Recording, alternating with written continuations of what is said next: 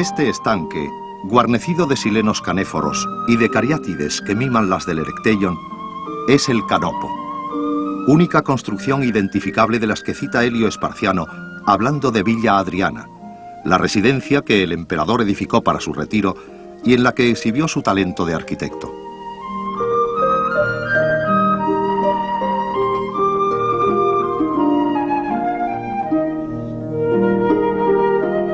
El reinado de Adriano constituye el apogeo del imperio, y su tiempo, el de los emperadores buenos, será recordado largamente. El historiador francés Duguay escribió a propósito de él: cuando la gloria de los príncipes sea medida por la felicidad que dieron a sus pueblos, Adriano será considerado el más grande de los emperadores romanos. Este explorador de todas las curiosidades, como le llamó el acre Tertuliano, visitó Galia, Germania, Hispania, Anatolia, Grecia y Egipto. Renunció a las conquistas de Trajano en Armenia y Mesopotamia por amor a la paz y trasladó al deporte de la caza sus ansias de riesgo y aventura. Se había aficionado a ella durante sus años de formación militar en Hispania. No en vano, Iberia es tierra de conejos. Escribió poesía con la corrección de una persona bien educada. Subió al Etna para contemplar la salida del sol y fue el primer emperador que se dejó barba. Prefirió los escritores viejos a sus contemporáneos por amor de lo que ha sido, lo que le llevó al arcaísmo. Amó el pasado griego como un renacentista e hizo a Atenas tan próspera como no lo había sido desde las guerras del Peloponeso. Las ciudades jónicas de Anatolia le conocieron y edificaron monumentos a su memoria. En la muerte de Antinoo, al que tanto había amado, el mundo griego aportó consuelo al doliente y honor al muerto. Adriano prohibió la circuncisión por odio a la mutilación física, no a los judíos, y estos se sublevaron. Él pertenecía a ese momento único que abarca de Cicerón a Marco Aurelio, cuando los dioses ya no existían y Cristo no había aparecido aún, en que solo estaba el hombre. Lo evocó Flaubert y lo recordó Yourcenar. El tiempo del humanismo. Este es Cabo Sunion, donde Egeo se arrojó al mar de su nombre al ver la vela negra del barco de Teseo, su hijo, que, vencedor del Minotauro, se olvidó de cambiarla por otra blanca, mensajera de su victoria. Y este, el templo dórico de Poseidón, hijo del tiempo y la fertilidad, que perdió ante Atenea una prueba por la soberanía de Ática.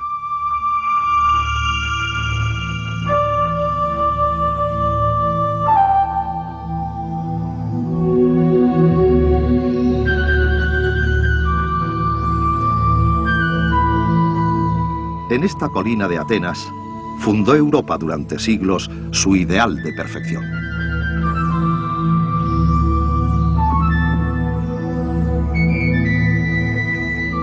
Los Propileos, puerta de entrada de la Acrópolis, fueron construidos por Nesiclés por orden de Pisístrato, que fue llamado tirano, pues obtuvo el poder por la fuerza. Ello no impidió que su tiempo fuese conocido como el de Cronos o Edad Dorada, como nos informa Aristóteles.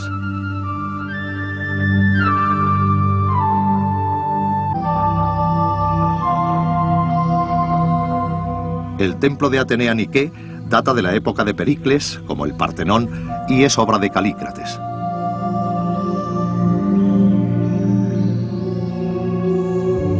Vitruvio, en sus 10 libros sobre arquitectura, nos cuenta que fue Calícrates quien proyectó el Partenón con Ictino, que continuaría su obra bajo la dirección de Fidias. El Partenón ha sido en arte la medida de todas las cosas, y sus proporciones, perfectas como un teorema, elevadas a canon de armonía. Erigido en honor de la Virgen Atenea, albergaba en su interior la estatua de la diosa que había esculpido Fidias. Luego fue iglesia cristiana, mezquita otomana, polvorín volado por los venecianos y causa de inmortalidad y lucro para Thomas, Lord Elgin y el Museo Británico. Se le considera la culminación del estilo dórico, el más sencillo de los órdenes clásicos. El Erecteion, según una tradición mitológica, ocupa el lugar donde Atenea y Poseidón disputaron el dominio del Ática, que ganó la diosa con la adoración del olivo. Su nombre deriva de Erecteos, rey mítico de Atenas. Ejemplifica el orden jónico que nació en Anatolia, y su pórtico de las muchachas, o corés, se posa sobre la tumba de Cécrops, fundador de Atenas, que arbitró la disputa de los dioses e ideó la escritura. Sobre la roca del Areópago se reunía la asamblea del Consejo Ateniense. Desde ella, Paulo de Tarso pronunció su famoso discurso del Dios desconocido. En esta ágora se discutieron y propagaron todas las doctrinas hasta que Justiniano cerró las escuelas filosóficas de Atenas por considerar idolátricas sus enseñanzas. De ahí en adelante solo hubo ortodoxia, es decir, recta doctrina en opinión de quien la imparte.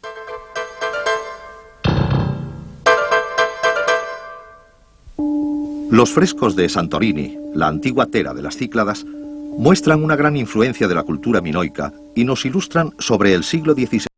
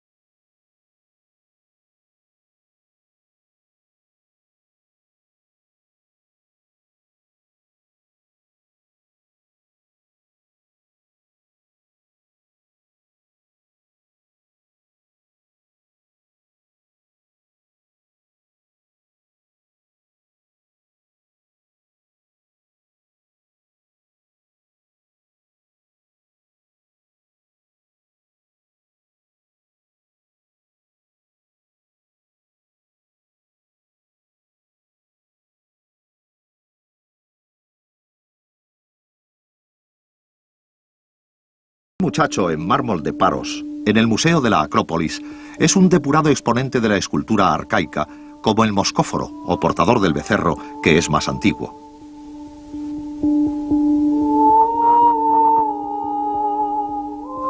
El grado de complejidad, refinamiento y sensualidad que alcanzó el arte griego del período helenístico es evidente en este jarrón del Museo de Tesalónica, que se diría producido para la corte de Versalles.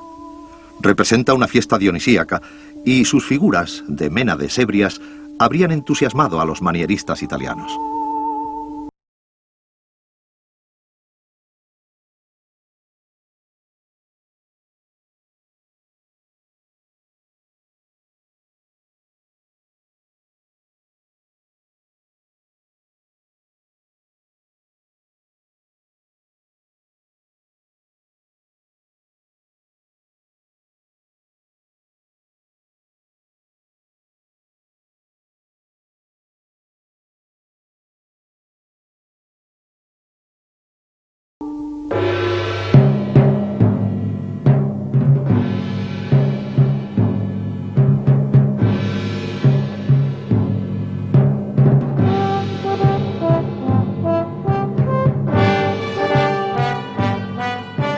La Stoa de Attalus es un edificio con soportales que el rey de Pérgamo regaló a Atenas.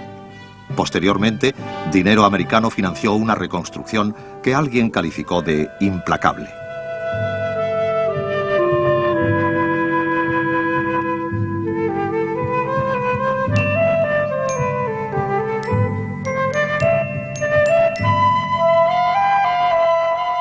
Cerca del ágora está el mejor conservado de los templos griegos, el de Hefestos, que para algunos escogidos participa de la fealdad de su patrono.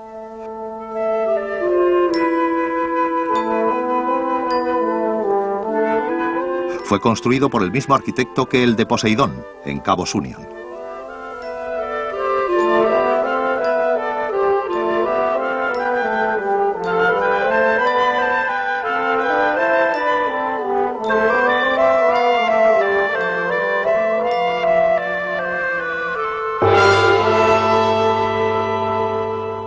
El templo de Zeus olímpico fue comenzado por Pisístrato y se terminó bajo Adriano, 7 siglos más tarde.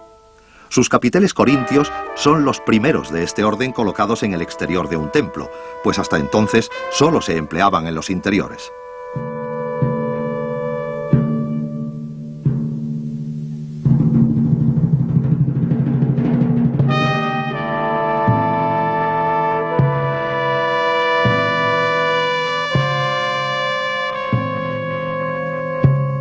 Las ciudades jónicas de Anatolia, estas son las ruinas de Mileto, alcanzaron su apogeo en el siglo VI a.C. Típicamente marítimas, su decadencia empezó en el siglo III, conforme los aluviones del río Meandros fueron alejándolas del mar. Ello dio lugar a la pérdida de sus puertos y a la aparición de zonas palúdicas de alto riesgo infeccioso, lo que causó su paulatino despoblamiento. La mayoría de los restos existentes de las ciudades jónicas proceden de las épocas helenística y romana.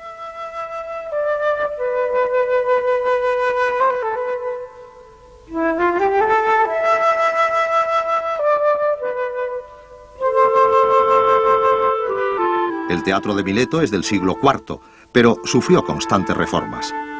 Su aforo pasó de 5.300 a 25.000 espectadores en la época bizantina.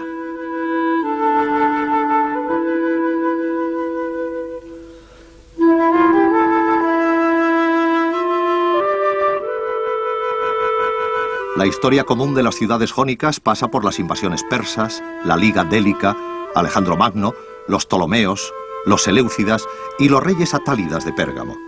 El último de estos, Atalo III, las legó con todo su reino a Roma cuando murió en el año 133 a.C.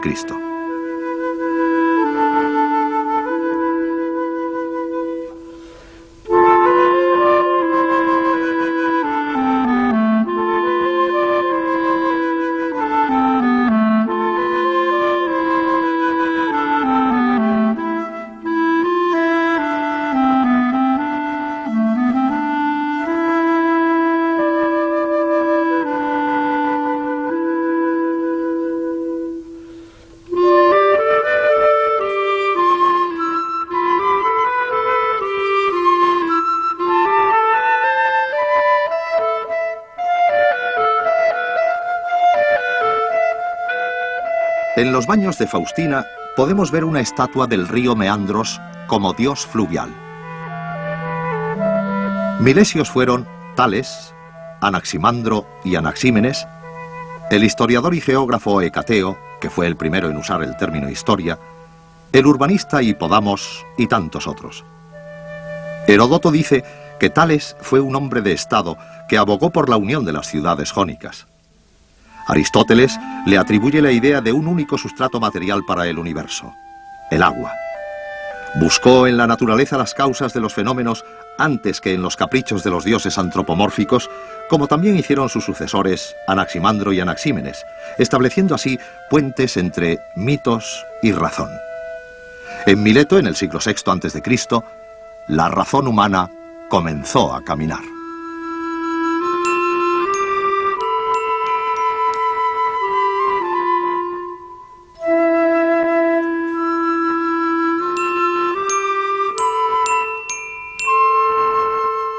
Estas son las puertas del mercado de Mileto en el Museo Pergamon de Berlín.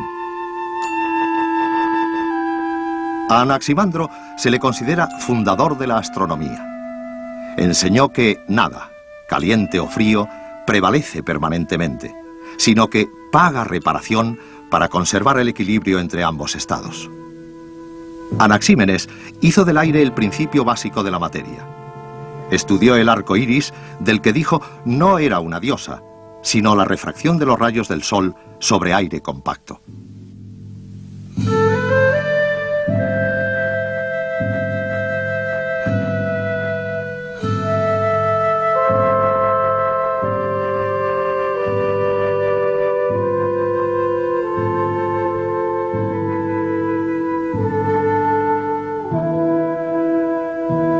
Mileto fue apostrofada así por el oráculo de Delfos.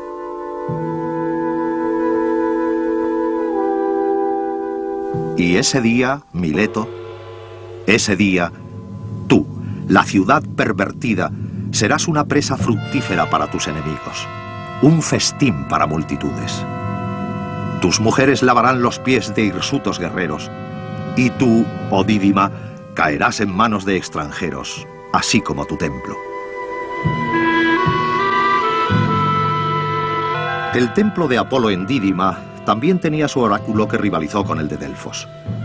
El que vemos ahora fue comenzado en época helenística, aunque nunca fue terminado. Calígula, Adriano y Juliano, insultado el apóstata, intentaron acabarlo cada uno por sus propias razones.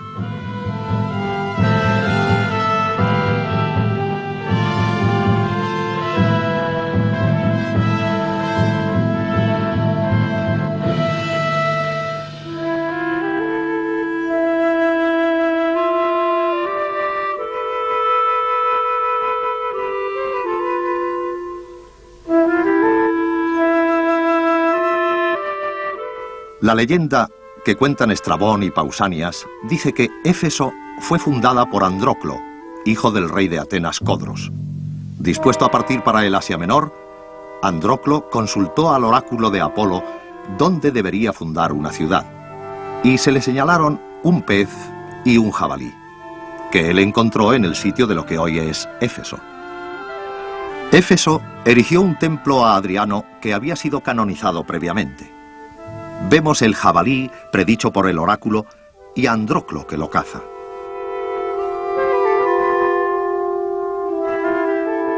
En el segundo relieve, Heracles y quizá Teseo luchan con las amazonas y les arrebatan el culto de Artemisa para darlo a los efesios. Aquí una teoría de dioses y héroes relacionados con Éfeso, no todos identificables por ausencia de atributos, salvo Heracles, Atenea, Dionisos y Andróclo.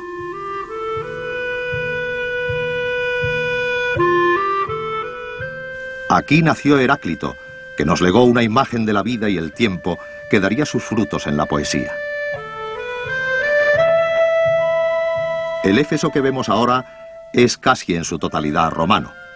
Bajo Augusto fue una de las principales ciudades del imperio y capital de la provincia de Asia que antes había sido Pérgamo.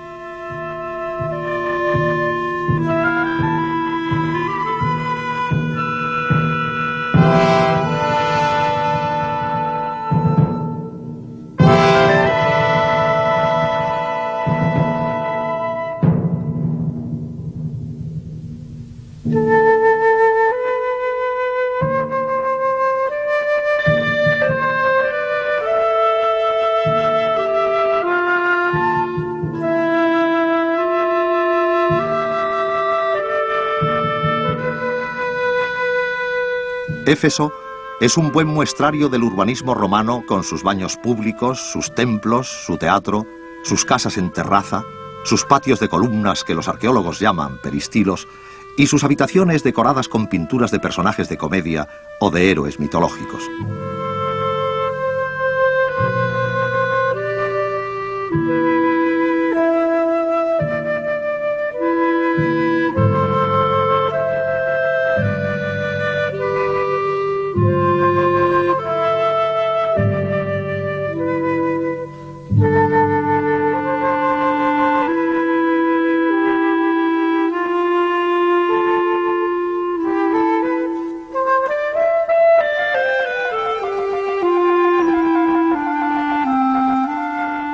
Esta es la biblioteca de Celso, cónsul de Roma y procónsul de Asia entre los años 105 y 106 de nuestra era. La construyó su hijo como monumento funerario de su padre durante el reinado de Trajano.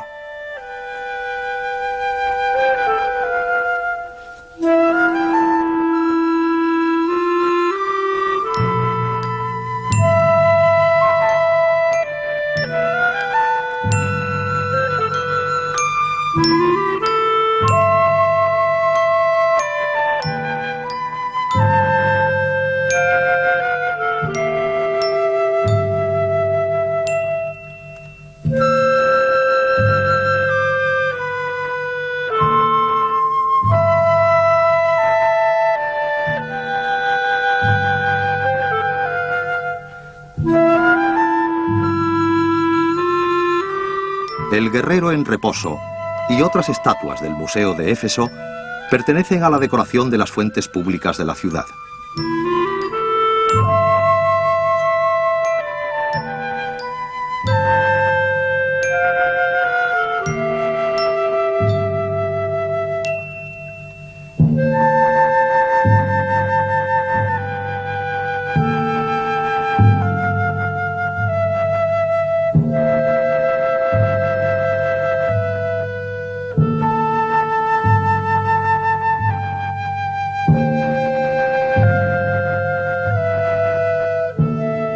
En la Vía de los Mármoles, un cartel señala la casa de las muchachas de corazón caliente. En el año 54, el predicador Paulo de Tarso fue expulsado de este teatro al grito de «Grande es la Artemisa de Éfeso». Lo cuentan las actas de los apóstoles.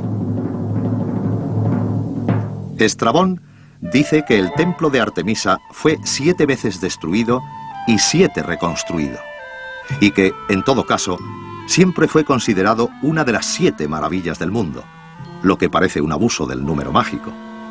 El templo arcaico fue incendiado la noche en que nació Alejandro por Heróstrato, para inmortalizar su estupidez. Andando el tiempo, María sustituiría a Artemisa. Juan el teólogo predicaría aquí su enseñanza y Éfeso sería lugar de concilio.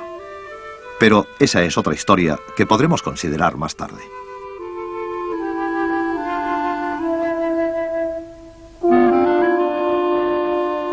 Los relieves ovoidales de las estatuas de Artemisa no son tetas como se creyó durante muchos años, Artemisa polimastos, sino testículos de toro, símbolos de fertilidad.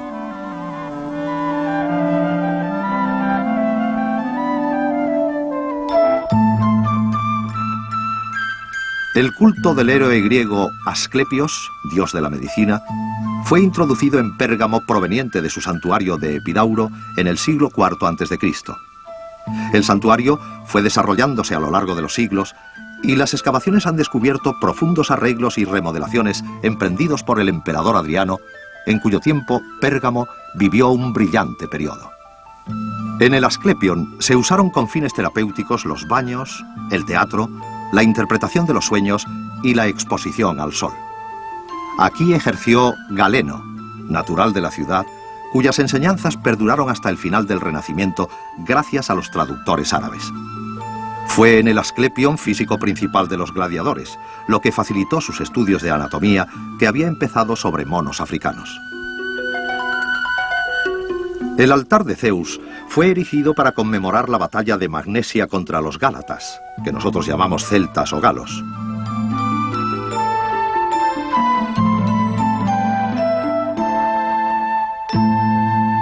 Su friso, hoy en el Museo Pergamon de Berlín, narra la victoria de los dioses olímpicos sobre las potencias subterráneas y los gigantes. En el friso oriental se sitúan Zeus,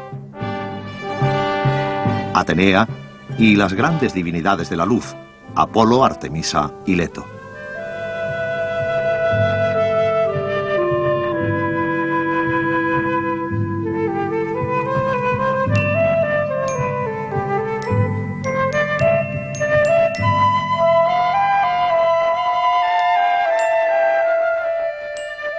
Orión, las Moiras y la Noche estaban en la fachada norte.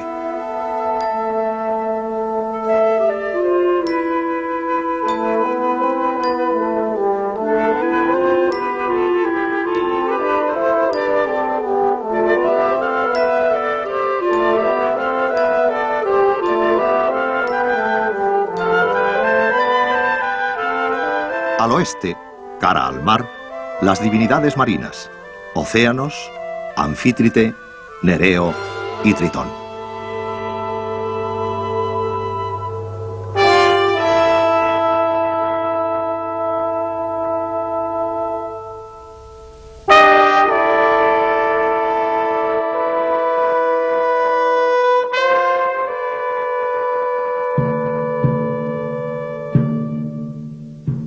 Al sur se situaban Aurora y Helios.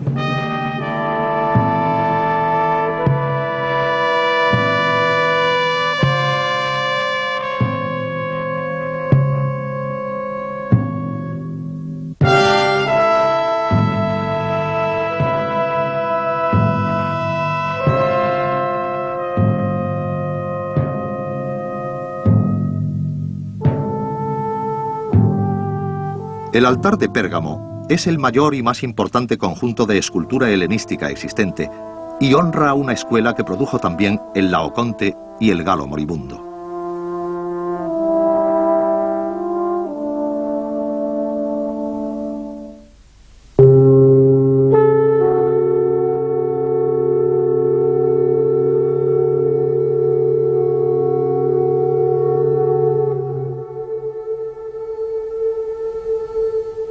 Cerca de la antigua desembocadura del Meandros se hallaba Príene, hoy más de 15 kilómetros tierra adentro.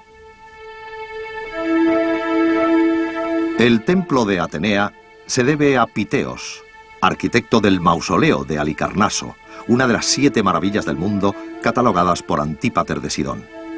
Fue dedicado por Alejandro Magno a Atenea Polías y se terminó 2 siglos más tarde gracias a los donativos de Holofernes, rey de Capadocia, que había pasado su infancia en Príene. De Príene fue Bías, uno de los 7 sabios de Grecia que dio leyes a su ciudad. Y también el arquitecto Hermógenes, que codificó el orden jónico en sus libros.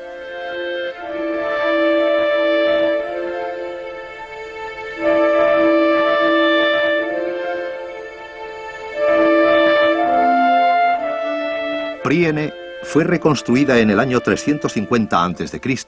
conforme a un plan urbanístico de rejilla, desarrollado por el arquitecto Milesio Hipodamos.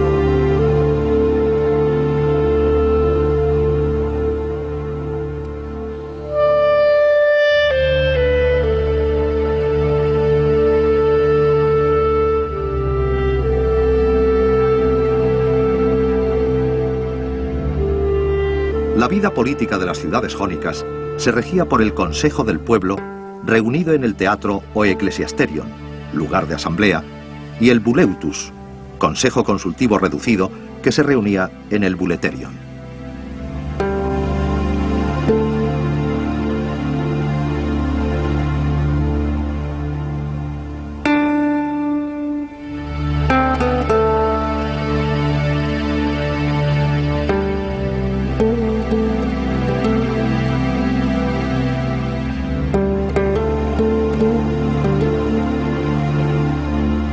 En el Prytaneion se guardaba el fuego sagrado y se alojaba a los huéspedes ilustres de la ciudad. En la época bizantina, Príene fue un centro episcopal. Esta iglesia data del siglo VI y debía de ser la del obispo. En el suelo se utilizaron elementos del templo de Atenea.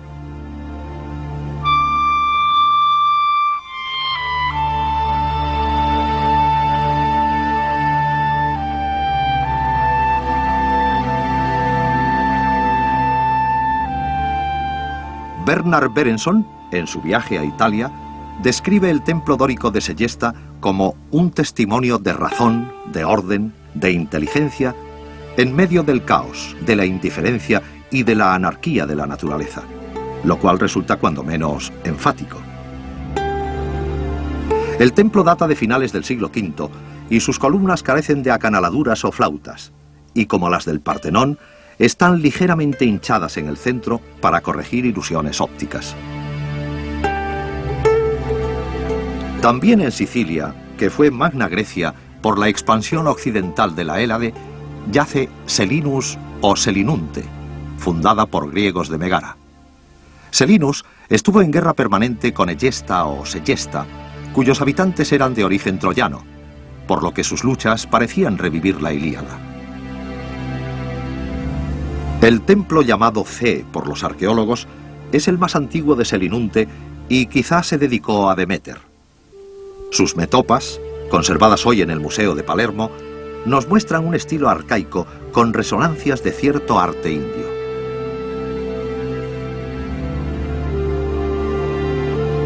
Heracles luchando con los ladrones cércopes que Zeus transformó en monos. Perseo corta la cabeza de la medusa y huye. El carro del sol.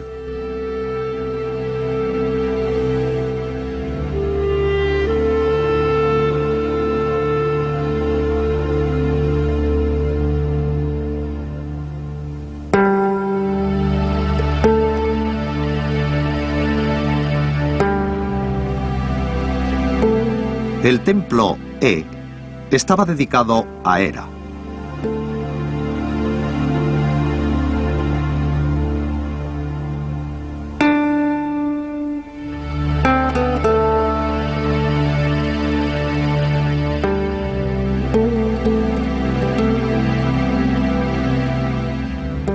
Las metopas de este templo, también en el Museo de Palermo, pertenecen a un arte más evolucionado y exhiben la serenidad olímpica del mejor clasicismo.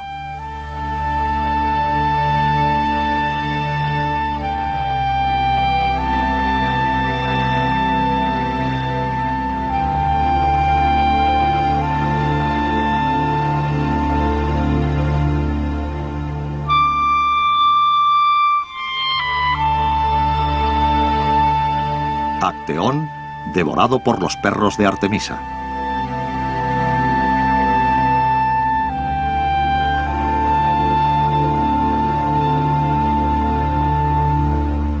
Las bodas sagradas de Zeus y Hera.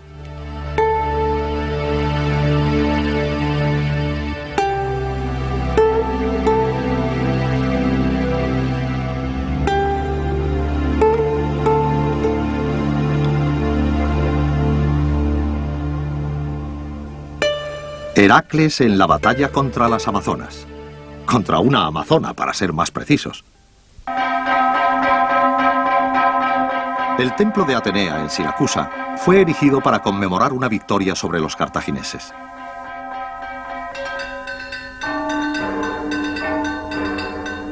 Era de estilo dórico y fue transformado en catedral cristiana en el siglo VI por voluntad del obispo Zósimo. Distinta suerte corrió el templo de Apolo y Artemisa, edificado más de un siglo antes.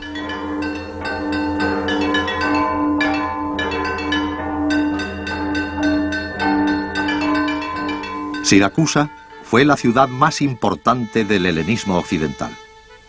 Jamás cayó a los cartagineses, con los que sostuvo 4 guerras, y aunque dominada por los romanos, nunca fue latina, y conservó su lengua griega hasta la aparición del romance. Había sido fundada por griegos de Corinto. Bajo la tiranía de Dionisio, desde finales del siglo V, y tras la derrota de Atenas, Siracusa se convirtió en el mayor centro del Mediterráneo. En ella estuvo Platón, al que Dionisio trató de vender como esclavo, aburrido de sus enseñanzas. Sin embargo, su hijo y sucesor, Dionisio el Joven, trataría de realizar las teorías de la República.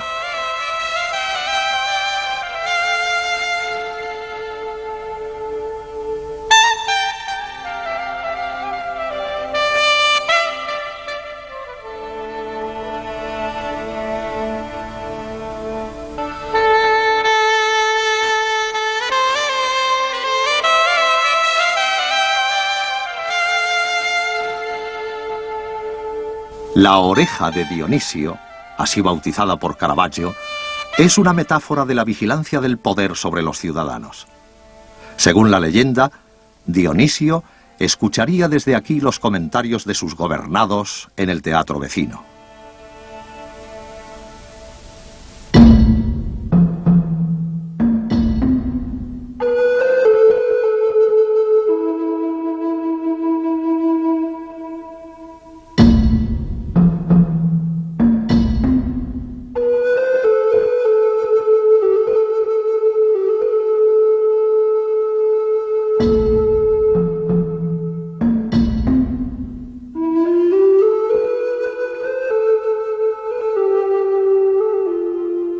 Dionisio el Viejo fundó Taormina. Su teatro griego es del siglo III a.C., pero fue reformado por los romanos.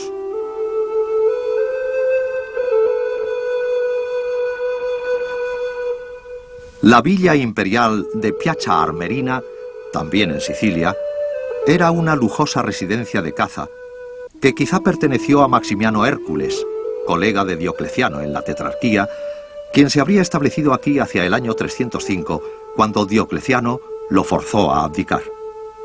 Se trata de una hipótesis opinable. Sus mosaicos son de escuela romano-africana, muy probablemente realizados por artesanos del Yen.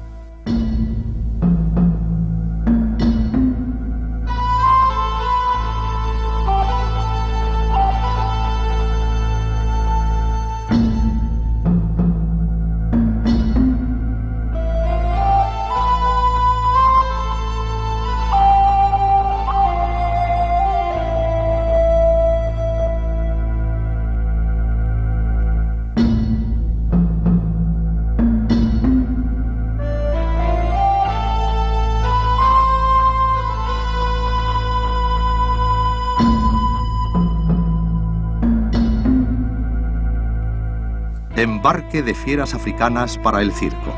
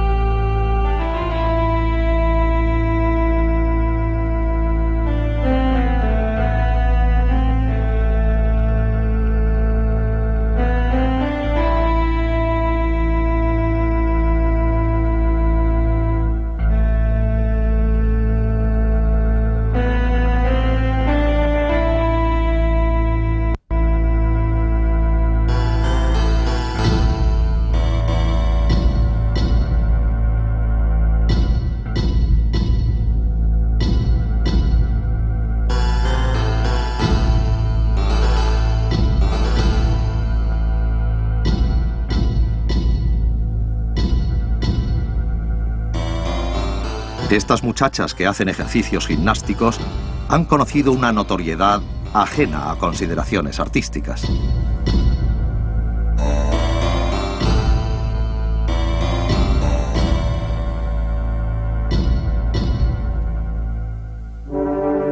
Cartago fue una potencia marítima y comercial con una buena base agrícola y un sistema político de poder aristocrático colegiado que mereció los elogios de Aristóteles. Antagonista primero de los griegos y después de Roma, por la hegemonía del Mediterráneo, Cartago es la gran perdedora del mundo antiguo. La Cartago romana fue proyectada por César y realizada por Augusto. Fue capital de África y alcanzó su apogeo durante el reinado de los severos. La púnica es una cultura oriental fuertemente teñida de helenismo. En la religión estarían sus mayores diferencias con el mundo grecolatino.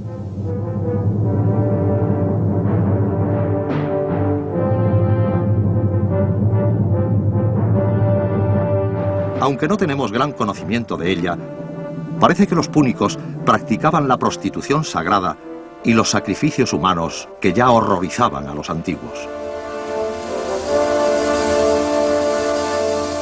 El Yem, la antigua Tisdrus, fue capital del aceite durante el reinado de los antoninos. El anfiteatro data de los años 30 del siglo III, cuando los ciudadanos de Tisdrus se rebelaron contra los recaudadores de impuestos y proclamaron emperador al procónsul Gordiano.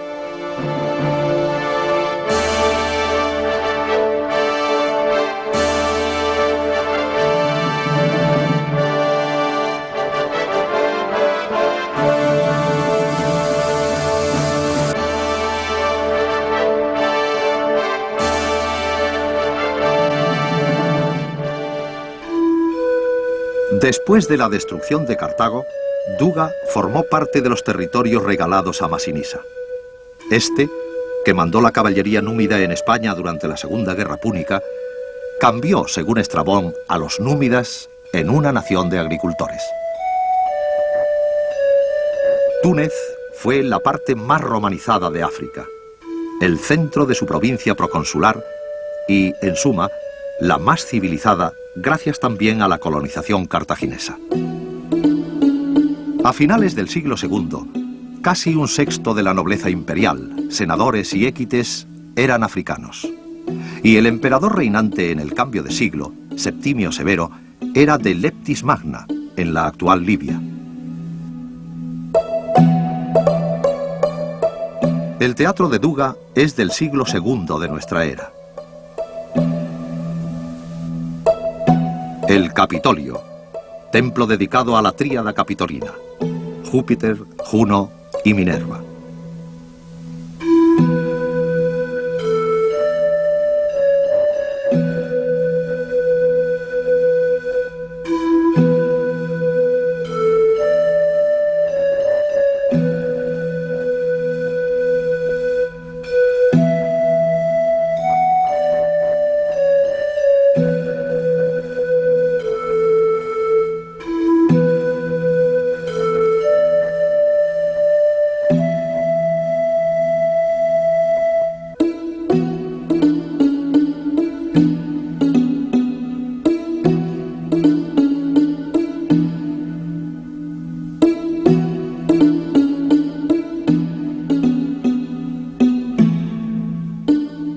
África se desarrolla sobre la tríada mediterránea clásica: el trigo, la viña y el olivo. Al principio, Roma obligaba a la especialización en el trigo, pero más adelante la iniciativa de los colonos desarrolla los otros dos cultivos.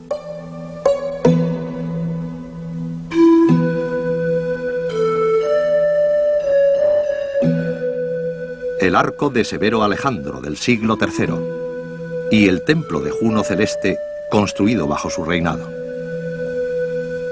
Adriano fue el primer emperador que visitó África y aceleró la concesión de ciudadanía romana a las colonias africanas. El mosaico, arte de las musas, tuvo en la provincia de África un desarrollo espectacular. Hubo talleres mosaicistas en Adrumeta, actual Susa, en Cartago, en Útica, en Tuburbo, en Tisdrus.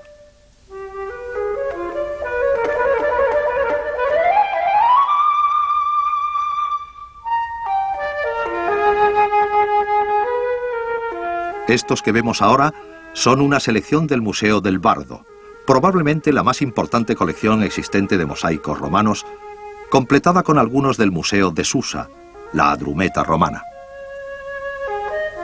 Prácticamente cualquier asunto es bueno para ser trasladado a mosaico. Los meses del año, las estaciones, los signos del zodíaco, los animales objeto de caza.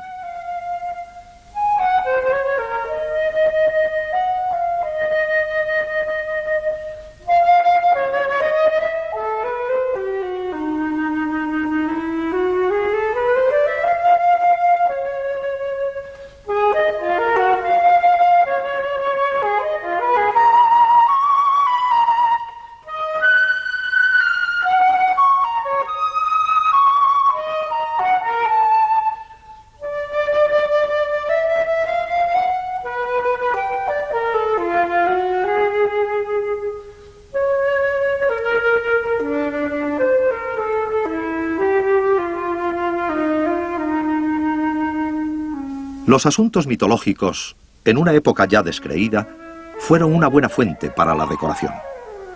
Los triunfos de Baco o de Neptuno fueron profusamente representados.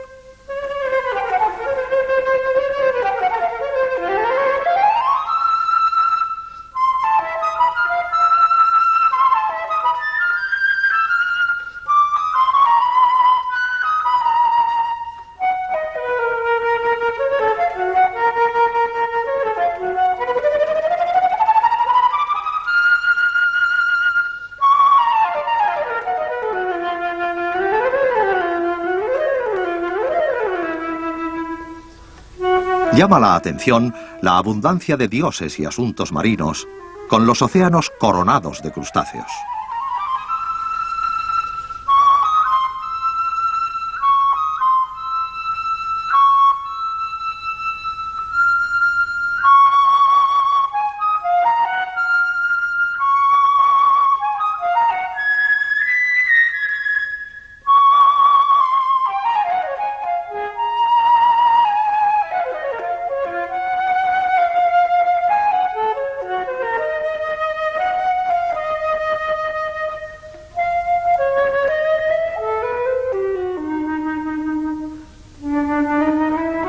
El mosaico de Ulises, quizás el más bello del Museo del Bardo, procede de una casa de Duga.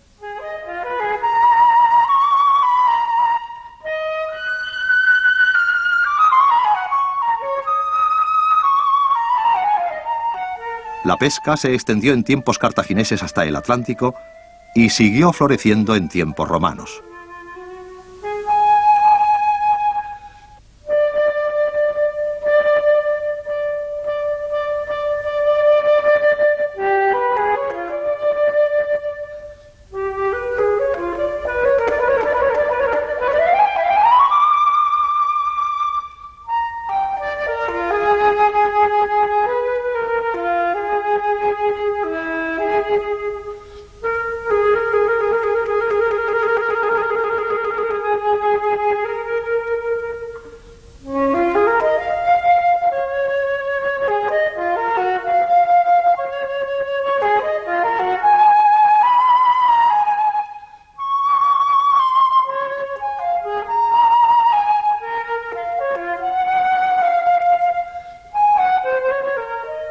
El mosaico del señor Julio refleja la vida cotidiana de un propietario en su finca.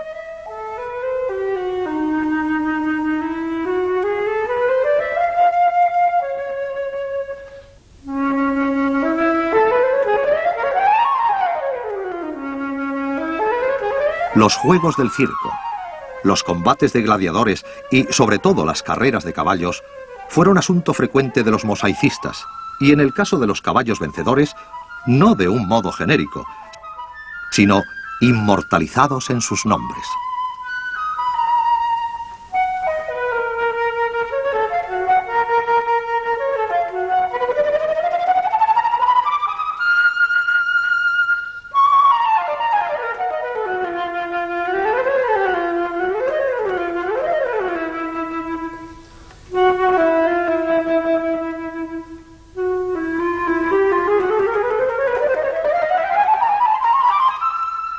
El tocado de Venus.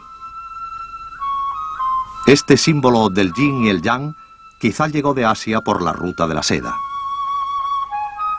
En el umbral de las casas era frecuente colocar símbolos profilácticos contra el mal de ojo, a menudo con claras alusiones genitales.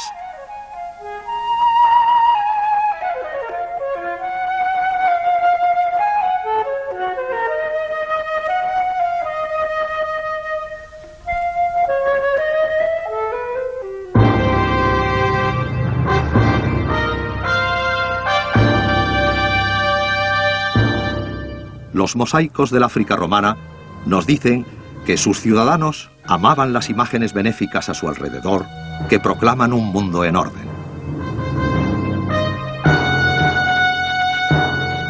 Nos legan sus sueños y sus dioses olvidados en estos campos, ya sometidos al Dios único.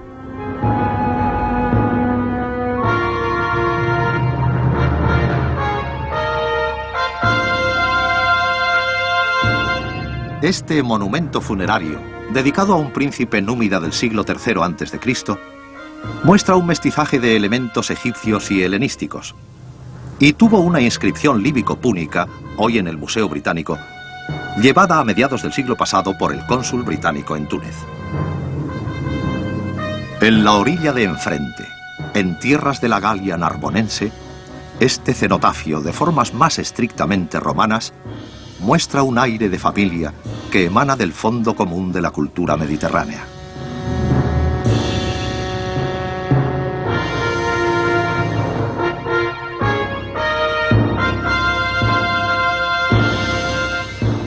Su vecino, el arco municipal en la meseta de los antiguos de Saint-Rémy, nos remite a un modelo conmemorativo, extendido por todo el imperio, que ha generado réplicas más o menos enfáticas hasta nuestros días. La Casa Cuadrada de Nîmes, uno de los templos romanos mejor conservados, fue dedicada a los nietos de Augusto, Cayo y Lucio César, príncipes de la juventud. Su elegante estructura sirvió de modelo a la napoleónica iglesia de la Madeleine en París. El anfiteatro, después de haber sido fortaleza medieval, lugar de habitación y cantera de iglesias, ha establecido en los últimos tiempos una continuidad con su función original, albergando corridas de toros.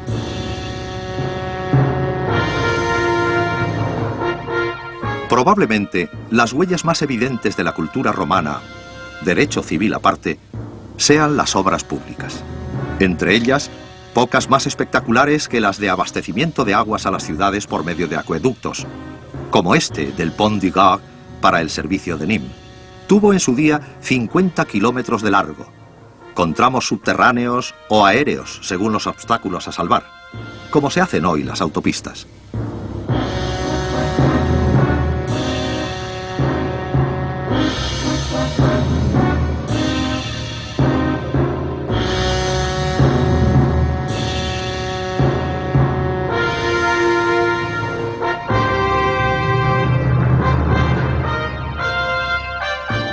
Que las gentes medievales atribuyeran la construcción del Pont du Gard y la del acueducto de Segovia al demonio, nos muestra cuánto la fe del hombre en sí mismo había desaparecido antes de que la imitación de los antiguos constituyera el objetivo absoluto de la cultura europea.